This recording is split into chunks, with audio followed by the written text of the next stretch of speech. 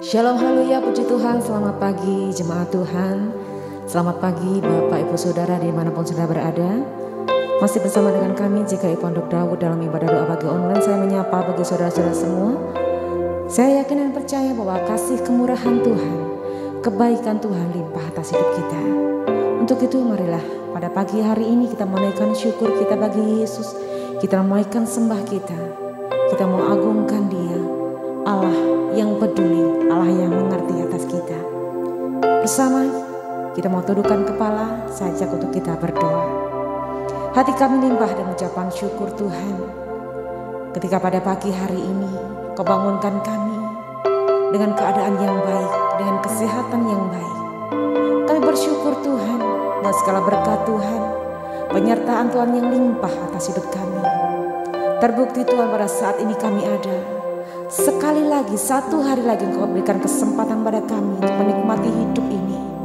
Kami bersyukur karena Engkau Allah yang baik dalam hidup kami. Kami percaya Tuhan, di dalam hadirat-Mu ada kekuatan. Di dalam hadirat-Mu ada kesembuhan. Di dalam hadirat-Mu ada sukacita dan damai sejahtera. Sebentar Tuhan kami menaikkan pujian syukur kami bagi Engkau. Waktu-Mu adalah waktu terbaik bagi kami. Untuk kami berikan hidup kami, hati kami, penyembahan kami bagi Engkau. Ini Tuhan hati yang rindu, hati yang haus akan Engkau. Bawa kami lebih lagi masuk dalam hadirat-Mu Tuhan. Terima kasih Yesus. Di dalam nama Yesus kami berdoa dan bersyukur. Haleluya. Bila Kau izinkan sesuatu terjadi, ku percaya semua untuk kebaikanku. Bila nanti telah tiba waktu-Mu, ku percaya kuasa-Mu memulihkan hidupku.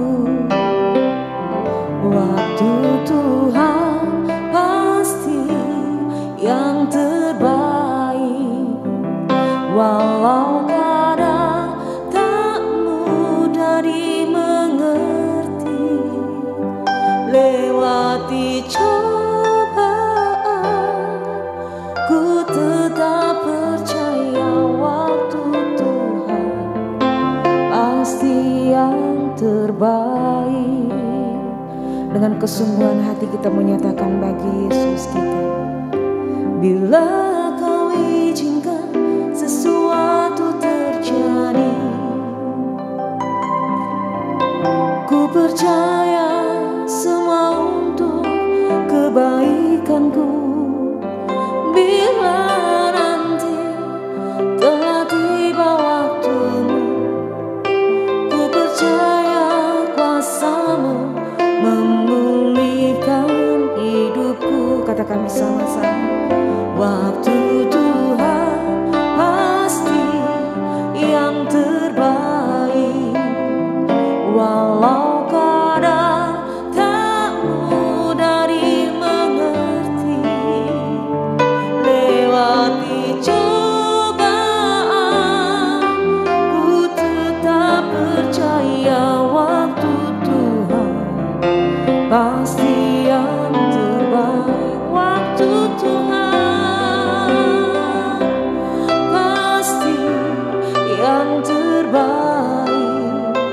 Walau kadang tak mudah dimengerti, lewati cobaan,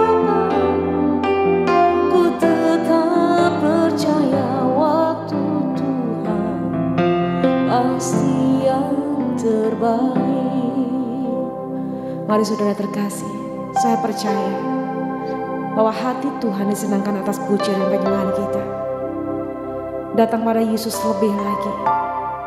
Ini waktu-Mu Tuhan, waktu terbaik bagi kami untuk memberikan korban syukur kami, waktu terbaik kami untuk memberikan penyembahan kami. Kami percaya Tuhan di saat kami mengangkat tangan kami, di saat kami benar-benar sungguh-sungguh mencari Engkau, Tuhan ada di situ.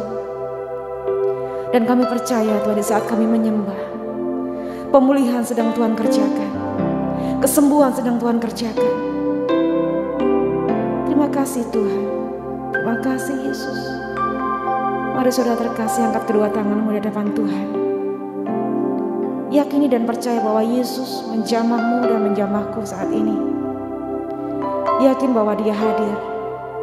Dialah Immanuel yang menyertai dan memberkati kita. Waktumu yang terbaik bagi kami Tuhan. Apa yang tidak pernah kami pikirkan, apa yang tidak pernah timbul dari hati, itu yang Tuhan sediakan bagi kami. Waktu Tuhan pasti yang terbaik, walau kadang tak mudah dimengerti. Lewati cobaan, ku tetap percaya waktu Tuhan pasti yang terbaik. Waktu Tuhan pasti yang terbaik, walau kadang tak mudah dimengerti. Lewati cobaan, ku tetap percaya waktu Tuhan pasti yang terbaik. Lewati cobaan, ku tetap percaya waktu Tuhan pasti yang terbaik. Sekali lagi nyatakan, lewati cobaan, ku tetap percaya waktu Tuhan pasti yang terbaik. Waktumu Tuhan yang terbaik bagi kami. Kami bersyukur buat kebaikan-Mu, buat kasih setia-Mu, buat rahmat-Mu yang selalu baru setiap pagi, selalu baru setiap hari. Kami bersyukur Tuhan. Biarlah setiap mulut kami memuji, biarlah setiap hati kami menyembah-Mu. Engkau Allah yang hidup, Engkau Allah yang kudus. Kami berikan hati kami, kami berikan hidup kami, kami berikan sembah kami Tuhan. Mari bawa sembah-Mu, bawa pujian bagi Dia. Haleluya. Innaralama yaralama shikaralamo, innaralama si, hoyanaralama yaralama shikaralamo. Haleluya. Yesus baik, teramat baik, sungguh baik selamanya. Haleluya. Apapun yang terjadi dalam hidup kami Tuhan, kami tetap mau katakan Yesus baik dalam hidup kami. Bahkan dalam setiap musim hidup kami, dalam keterpurukan kami, bahkan dalam lembah kekelaman sekalipun, Engkau ada untuk kami. Kami bersyukur Tuhan buat hari ini, buat hadirat Tuhan yang kami rasakan. Terima kasih Tuhan untuk perjumpaan yang indah dengan Tuhan. Sebentar Tuhan, kami akan melaksanakan aktivitas kami. Kami mempertaruhkan hari kami di dalam nama Yesus. Dan sebentar Tuhan, kami akan mendengarkan firman-Mu. Berkati hamba-Mu yang akan menyampaikan firman-Mu. Bila firman-Mu pagi ini menguatkan setiap kami, memberkati kami dan menuntun langkah kami, sehingga Tuhan, penyertaan-Mu terus ada untuk kami. dalam nama Yesus kami berdoa dan kami bersyukur. Haleluya. Amin. Shalom, saudara dikasih Tuhan. Mari pagi hari ini kita mau bersama-sama belajar dengan tema mengerti waktu Tuhan. Mari saya mengajak setiap kita membuka kitab Keluaran pasalnya yang kedua. Kita akan baca dari ayat yang ke-11 sampai ayatnya yang ke-22 dengan cepat. Pada waktu itu ketika Musa telah dewasa, ia keluar mendapatkan saudara-saudaranya untuk melihat kerja paksa mereka. Lalu dilihatnyalah seorang Mesir memukul seorang Ibrani, seorang dari saudara-saudaranya itu.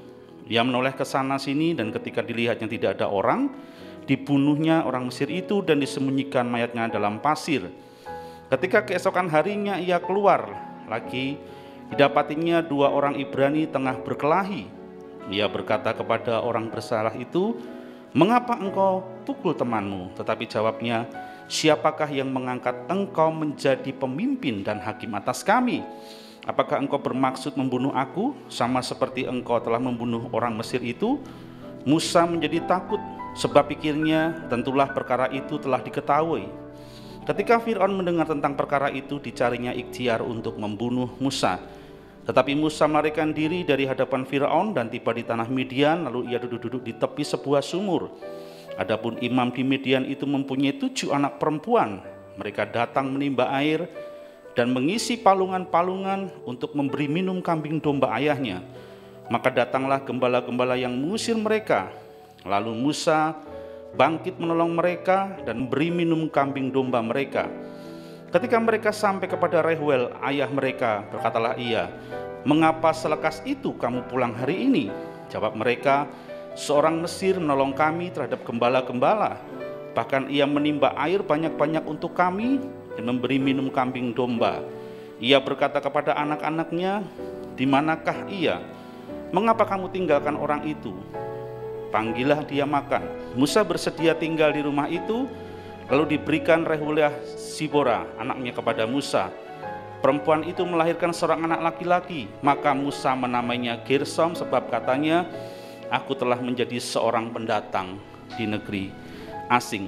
Saudara yang dikasih Tuhan, saya percaya saudara bahwa Tuhan telah menaruh sebuah visi, sebuah misi di dalam kehidupan Musa. Kita ketahui bersama-sama bahwa Musa adalah seorang anak Israel. Ya, ayahnya bernama Amran dan ibunya bernama Yokebed. Dan pada saat kecil, karena pada waktu peraturannya bayi orang-orang Ibrani yang lahir harus dibunuh. Dan saudara kalau baca di ayat-ayat sebelumnya, akhirnya Musa disembunyikan oleh kedua orang tuanya sampai berumur 3 bulan. Kemudian Musa ditaruh di sebuah tempat, ya, sebuah wadah yang terbuat dari pandan, lalu dibuang di Sungai Nil. Dan pada saat itu kebetulan putri Fir'aun dan dayang-dayang sedang mandi dan melihat apakah yang sedang terapung-apung di sungai itu. Dan setelah diangkat ternyata bayi. Dan singkat cerita, akhirnya Musa diambil. Tetapi karena dia masih bayi, kemudian putri Fir'aun menitipkan kepada orang Ibrani untuk disusui, yang sebenarnya adalah ibunya sendiri. Saudara, seperti kita ketahui juga bahwa ketika Musa sudah besar, dia diserahkan kepada putri Fir'aun. Dan sejak itu putri Fir'aun memberi dia nama Musa, karena artinya diangkat dari air. Dan kalau kita perhatikan, Musa adalah seorang pangeran. Tentunya seorang pangeran akan dididik secara khusus, diberikan hikmat yang lebih porsinya daripada orang-orang lain. Kalau kita buka di Kisah Rasul 7 ayat 22, dikatakan bahwa segala ilmu bangsa Mesir diajarkan kepadanya. Artinya hikmat Mesir diajarkan kepadanya. Dan dia menjadi orang yang sangat berkuasa. Karena dia seorang pangeran dalam perkataan maupun dalam perbuatan. Tetapi yang luar biasa saudara, ketika Musa sudah dewasa, dia memiliki kerinduan untuk mengunjungi saudara-saudaranya orang Ibrani. Dan saat dia berkunjung melihat mereka di dalam perbudakannya, Musa melihat ada seorang Ibrani yang dianiaya oleh orang Mesir. Kalau dalam terjemahan lain bukan hanya dianiaya saudara, tetapi orang Mesir itu membunuh orang Israel itu. Lalu singkat cerita, akhirnya Musa membunuh orang Mesir dan menyembunyikan mayatnya di dalam pasir. Dan suatu saat, keesokan harinya, dia kembali berkunjung kepada saudara-saudaranya dan melihat ada dua orang saudara yang sedang bertengkar. Lalu Musa bertanya, "Mengapa engkau bertengkar? Engkau adalah saudara." Tapi satu orang di antara berkata, "Siapakah engkau? Siapakah yang mengangkat engkau menjadi pemimpin dan hakim atas kami? Apakah engkau juga akan membunuh kami seperti engkau membunuh orang Mesir itu?" Lalu Musa takut dan akhirnya dia melarikan diri. Saudara dikasih Tuhan, ketika Tuhan menaruh sesuatu rencananya dalam hati kita, yang pertama, jangan pernah berpikir bahwa waktu itu ketika saudara menerima itu adalah waktu yang tepat untuk kita melangkah. Musa saat itu juga berpikir, ketika dia dewasa, Tuhan taruh dalam hatinya untuk menjadi pemimpin atas bangsa Israel, untuk menjadi seorang pahlawan yang akan membawa kelepasan bagi mereka. Kalau di dalam katakan di Kisah Rasul 7:25 berkata, Musa menyangka bangsanya akan mengerti bahwa Allah sedang memakai dia untuk membebaskan mereka. Tetapi ternyata mereka tidak mengerti. Ketika Musa melakukan atau membela orang Israel dengan membunuh orang Mesir, dia menyangka bahwa saudara-saudaranya akan mengerti bahwa Musa lah yang akan dipakai Tuhan untuk menjadi pemimpin mereka. Tetapi itu ternyata salah. Dan singkat cerita, Musa harus melarikan diri, meninggalkan Mesir, menjauh dari kehidupan Mesir. Dan akhirnya dia sampai di padang pengembalaan miliknya seorang imam yang bernama Yitro. Dan di situ akhirnya Musa menolong anak-anak Yitro. Dan singkat cerita, Yitro tahu kisahnya, lalu dia disuruh tinggal dan memberikan anaknya yang bernama Sipora untuk menjadi istrinya.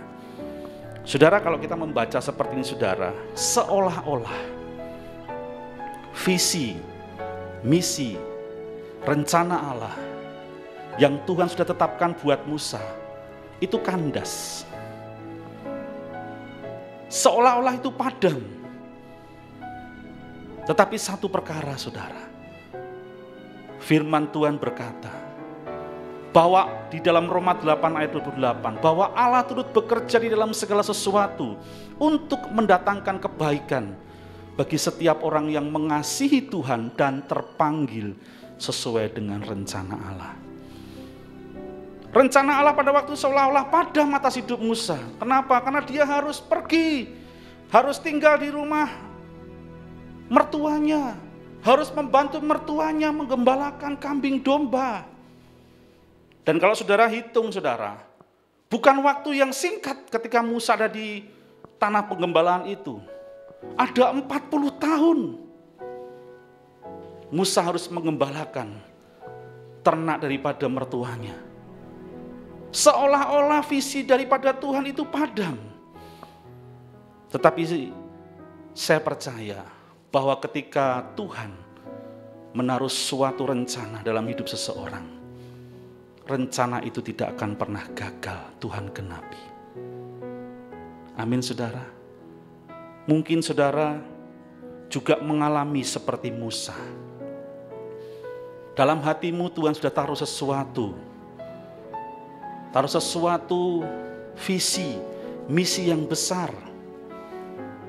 Tetapi mungkin engkau juga salah dalam melangkah. Engkau berpikir bahwa ketika engkau menerima itu, itulah waktu yang tepat. Tetapi ternyata tidak.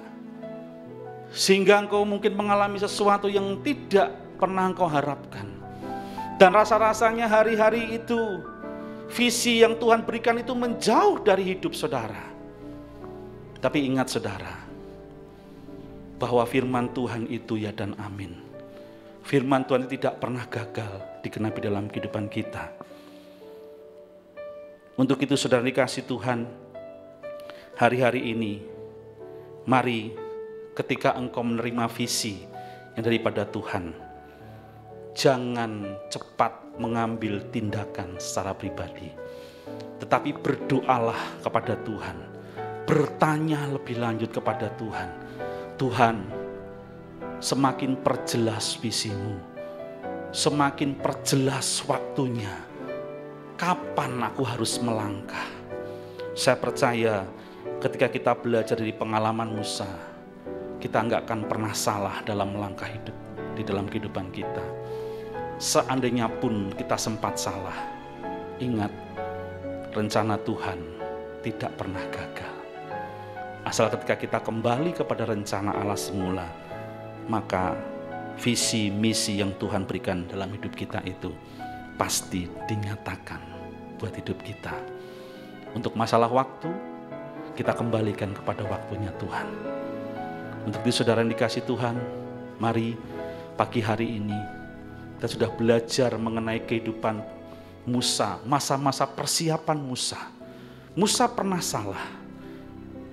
Musa pernah mengambil keputusan sendiri. Tetapi satu hal, Musa tetap ada dalam rencana Tuhan. Demikian juga dengan hidup kita. Mungkin kita pernah salah, tetapi ingat, engkau ada dalam rencana Tuhan. Kembali kepada Tuhan dan terbuka buat Tuhan. Dan mendekat lebih lagi kepada Tuhan. Sehingga waktu Tuhan adalah waktu yang terbaik untuk rencananya digenapi dalam hidup kita. Amin. Mari kita berdoa. Bapa, terima kasih, kami bersyukur buat kebaikan-Mu atas kami. Tuhan, pagi ini Kau ajarkan kami untuk kami boleh memiliki hati yang lebih lagi untuk mencari akan Engkau. Sehingga setiap keputusan, setiap tindakan yang kami lakukan, itu bukan keluar dari kemampuan kami, kebisaan kami, tapi biarlah itu semua mengalir dari kekuatan Tuhan, dari kehendak Tuhan, sehingga apa yang kami kerjakan, kami lakukan, kami memperoleh sebuah keberhasilan, dan nama Tuhan dipermuliakan. Terima kasih Bapa, dalam nama Tuhan Yesus kami berdoa mengucap syukur. Haleluya. Amin.